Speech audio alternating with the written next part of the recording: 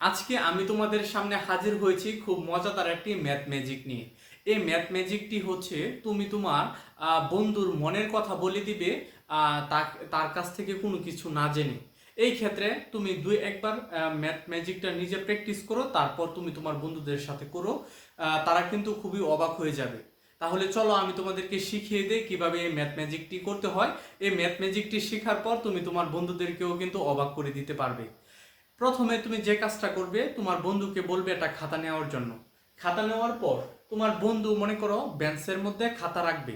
এখন তোমার বন্ধু যে দিকে খাতাটা রাখবে তুমি তার উল্টো দিকে, অর্থাৎ মনে করো এটা হচ্ছে তোমার বন্ধু যে খাতাটা রাখছে, সেম ভাবে তুমি এটার উল্টা দিকে থাকবে আর কি। এখন তুমি তোমার বন্ধুকে বলবে যে কোনো দুই অঙ্কের একটি সংখ্যা নেওয়ার জন্য। মনে করো তোমার বন্ধু হচ্ছে সংখ্যা নিল হচ্ছে মনে করো হচ্ছে 21। তোমার বন্ধুর সংখ্যা নিল কত? 21। এখন তুমি কি করবা?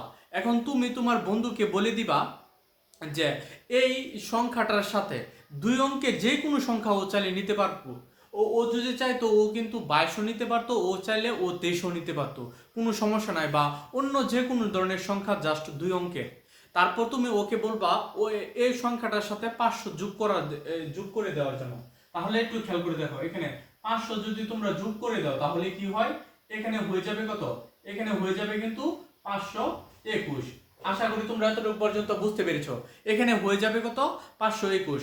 এখন যদি ও অন্য একটা সংখ্যা মনে করো শুধু 34 নিত, তাহলে এখানে হয়ে যেত কত? 534। তাহলে এখানে কিন্তু হয়ে যেত কত? 534। ঠিক আছে? এখন যে কাজটা করবা খুবই খেয়াল করে শোনো। এখন তুমি তোমার বন্ধুকে বলবা যে তিনটা সংখ্যার মধ্যে যে তিনটা অঙ্ক পাওয়া গেছে, সবার পিছনেরটা সবার সামনে, আবার মধ্যে যে সংখ্যাটা আছে তার মধ্যেই রাখবা, আর সবার সামনেরটা সবার পিছনে নেওয়ার জন্য। অর্থাৎ সংখ্যাগুলোকে এলোমেলো করতে হবে। সংখ্যাগুলোকে এলোমেলো করে এভাবে লিখতে হবে। তারপর তুমি যে কাজটা করবা খুবই খেয়াল করে শুনো। এরপরে হচ্ছে বিয়োগ করতে হবে, এই সংখ্যা থেকে এই সংখ্যাটা বিয়োগ করবা।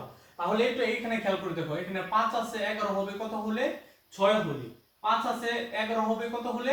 6 হলে। আর এইখানে আচ্ছা একটু খেয়াল করে দেখো, 3 আছে 12 হবে কত হলে? 3 আছে 12 হবে হচ্ছে কিন্তু 9 হলে।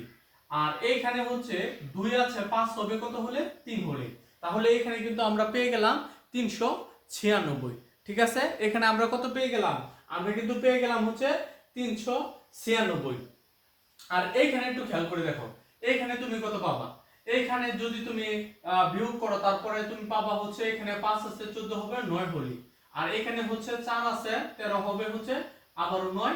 আর এইখানে হচ্ছে এতটুকুই আর কি।